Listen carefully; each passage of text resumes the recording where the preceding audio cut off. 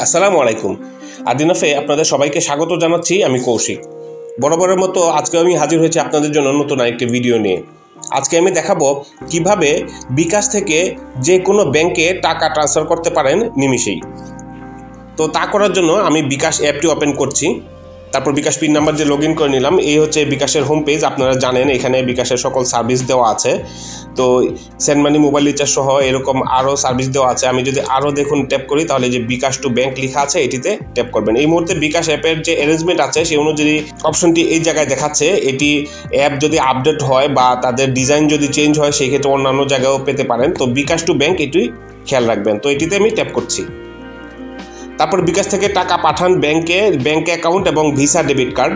Master কার্ডে আপনি পাঠাতে পারবেন না এই মুহূর্তে, হয়তো পরবর্তীতে অ্যাড করবে বা অন্যান্য যেগুলো কার্ডের সার্ভিস আছে।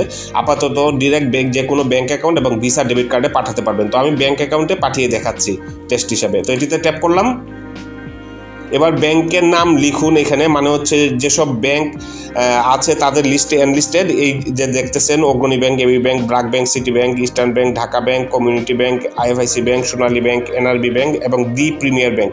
এই ব্যাংকগুলোতে আপাতত পাঠানো যাচ্ছে, পরবর্তীতে সব ব্যাংক অ্যাড হবে। তো তাই আমি ইস্টার্ন ব্যাংকে পাঠাবো, তাই আমি এটি ট্যাপ করলাম। এবার ব্যাংক অ্যাকাউন্ট যোগ করে নিতে ট্যাপ করতে হবে। ব্যাংকটি নিয়ে নিয়েছে, এবার অ্যাকাউন্ট নাম্বারটি এখানে লিখতে হবে। তারপর এগিয়ে যান বা নেক্সট এরুতে ট্যাপ করতে হবে। এবার ব্যাংক অ্যাকাউন্ট হোল্ডারের নাম লিখুন, মানে অ্যাকাউন্ট টাইটেল। ব্যাংক অ্যাকাউন্টের নাম যেভাবে দেওয়া আছে এই ব্যাংকে সেটি এখানে লিখতে হবে। তারপর এখানে বিকাশ পিন নাম্বার দিতে হবে। এবার নেক্সট এরুতে ট্যাপ করতে হবে। হ্যাঁ, ব্যাংক অ্যাকাউন্ট যোগ হয়েছে। এবার হোমে ফিরে যেতে পারেন অথবা ব্যাংক অ্যাকাউন্টে টাকা পাঠান। এখন এটিতে ট্যাপ করব। ট্যাপ করলে অ্যামাউন্ট দিতে হবে। মিনিমাম আমি 50 থেকে 50,000 টাকা একবারে টাকা পাঠাতে পারবেন, তাই আমি ট্রায়াল হিসাবে 50 টাকা পাঠিয়ে দেখাচ্ছি। এবার নেক্সট উইথে ট্যাপ করতে হবে। রেফারেন্সের জায়গায় যে কোনো কিছু আপনি এখানে লিখতে পারেন অথবা ফাঁকাও রাখতে পারেন। আমি লিখছি না এবং পিন নাম্বারটি দিয়ে দিবেন।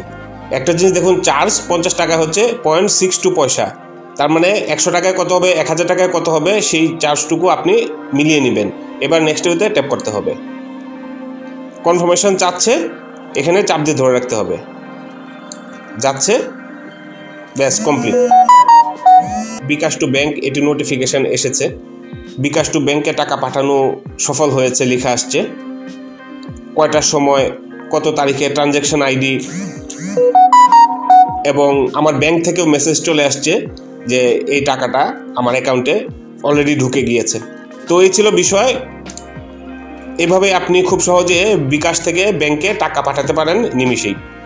ভিউয়ার্স, ভিডিওটি যদি আপনাদের ভালো লেগে থাকে তাহলে অবশ্যই একটা লাইক দিবেন এবং শেয়ার করে অন্যদেরকে দেখার সুযোগ করে দিবেন। আর যদি কোনো কিছু জানতে চান অথবা জানাতে চান তাহলে অবশ্যই কমেন্ট করে জানাবেন। আদিনাফ মানুষের দৈনন্দিন জীবনে নিত্য প্রয়োজনীয় কিছু বিষয় নিয়ে ভিডিও বা টিউটোরিয়াল করে থাকে। আমাদের পুরাতন সব ভিডিওগুলো দেখতে এবং নতুন নতুন ভিডিও পেতে এক্ষুনি আমাদেরকে ফলো এবং সাবস্ক্রাইব করবেন। ধন্যবাদ, ভালো থাকবেন। আসসালামু আলাইকুম।